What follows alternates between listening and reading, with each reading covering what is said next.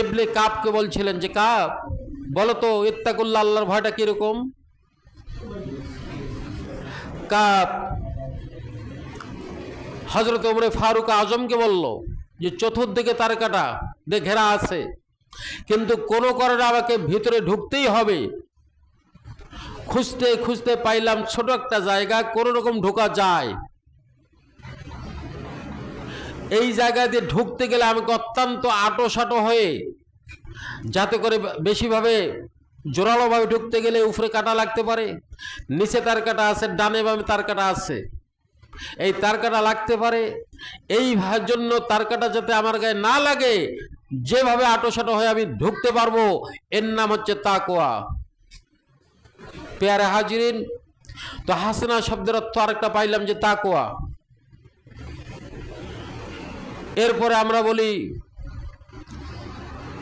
রব্বানা আতিনা ফিদ দুনিয়া হাসনাতাও ওয়া ফিল আখিরাতি হাসনা, যে আল্লাহ দুনিয়ার মঙ্গল তো দিয়েছো, পরকালের জন্য মঙ্গল দিয়ে দাও, হাসনা দিয়ে দাও। পরকালের মঙ্গল বলতে, পরকালের হাসনা বলতে আমরা পেয়েছি সর্বপ্রথম ঈমান নিয়ে যদি কবরে যাওয়া যায়, এটা আল্লাহর দয়া, আল্লাহর হাসনা, আল্লাহর রহমত। ঈমান ছাড়া যদি কোনো মানুষ কবরে যায়, যাওয়ার সাথে সাথে জাহান্নামের দরজা খুলে যাবে, জাহান্নামের যত গজব চলে আসবে। এই জন্য হাসান বসরি এবং আবেয়া বসরি দুইজনে বিয়া করেন নাই, দুইজনে সাধক। তো এক পর্যায়ে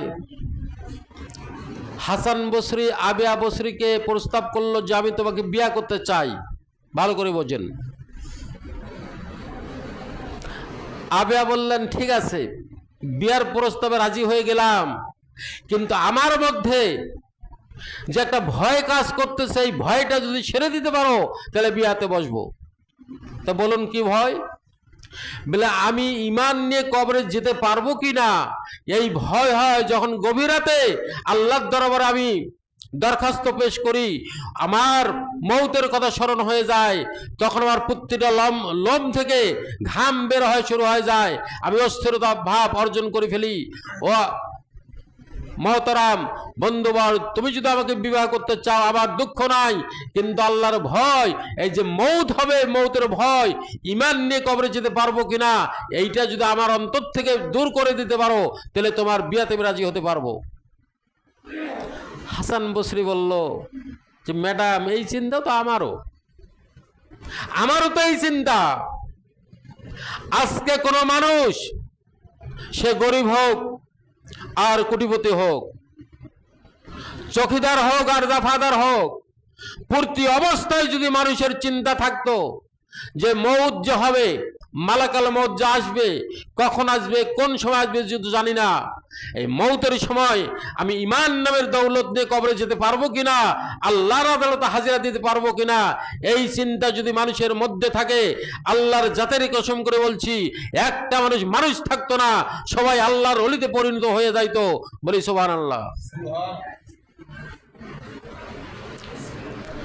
তো হাসনা শব্দের অর্থ আমরা পাইলাম পরকালে যেগুলো আল্লাহর তাআলা বলছেন হাসনা কি কি জিনিস, সেটা এক নম্বরে ঈমান নিয়ে কবরে যেতে পারবো কিনা।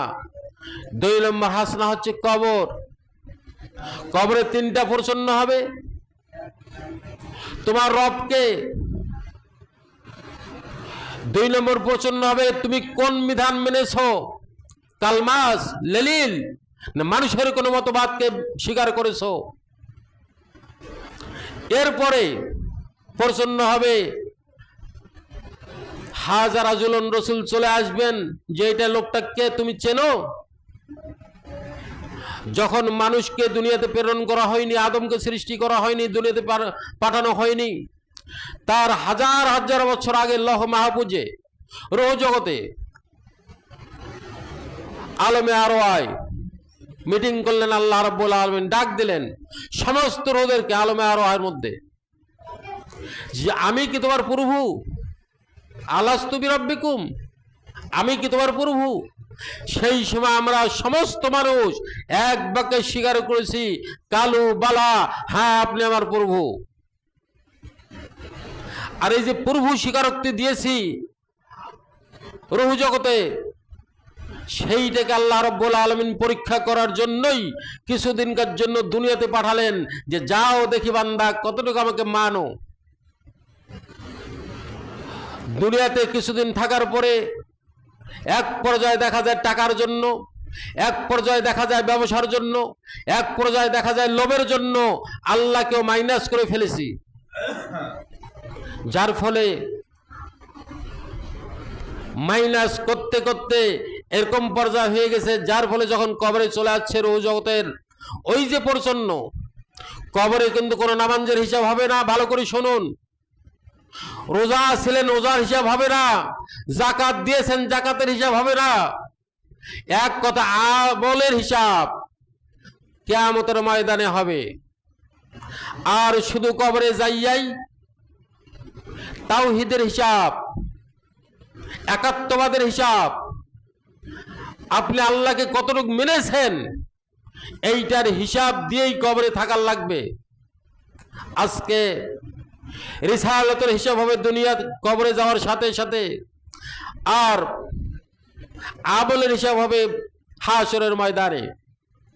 প্যারে হাজিরিন, আসুন তাহলে হাসনা পাইলাম আমরা কবরে, এই জন্য দোয়া করি, রব্বানা আতিনা ফিদ দুনিয়া হাসনা ওয়া ফিল আখিরাতে হাসনা, পরকালে হাসনা দাও, কল্যাণ দাও। সেটা কবরে যাতে যে তিনটা প্রশ্ন করবেন, এই তিনটা প্রশ্ন যাতে করে জবাব দিতে পারি। হাসান বসরি বললেন, যাবে এরপরে কি প্রশ্ন? কইছে আরো আছে।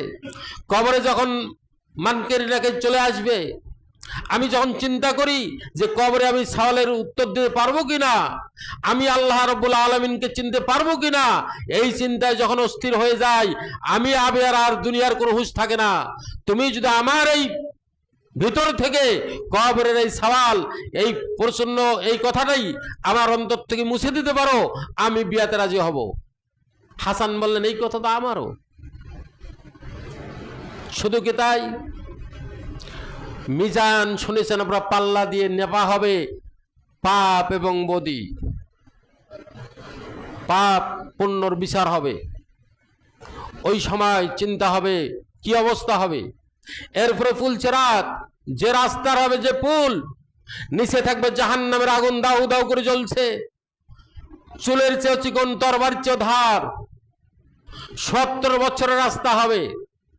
এই রাস্তাটা আমাদের পাড়ি দিয়ে তারপর জান্নাত যেতে হবে, এইটা হাসনা।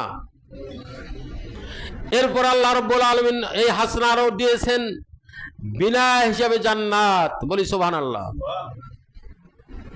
বিনা হিসাবে জান্নাত, এটা হাসনা।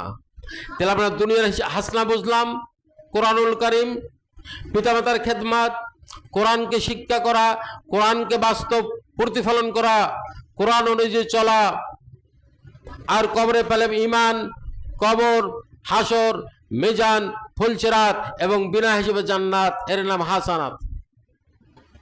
এরপর আসুন শেষ অংশে আমরা বলি, ওয়া কিনা আযাবান নার, আল্লাহ জাহান্নামের আগুন থেকে আমাদেরকে পরিত্রাণ দিয়ে দাও। ভালো করে শুনুন,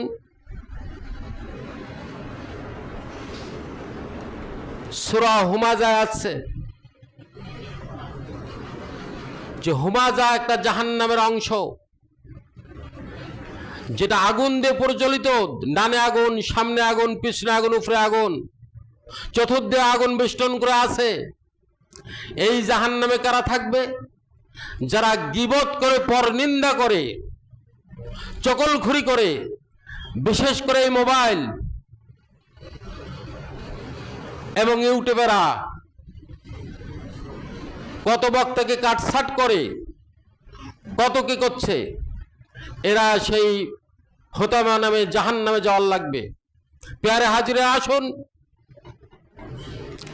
রমজান শিক্ষা দিল আমাদের। আগে বললাম, এরপর আজকে জুমাতুল বিদা, শুধু বিদায় নয়,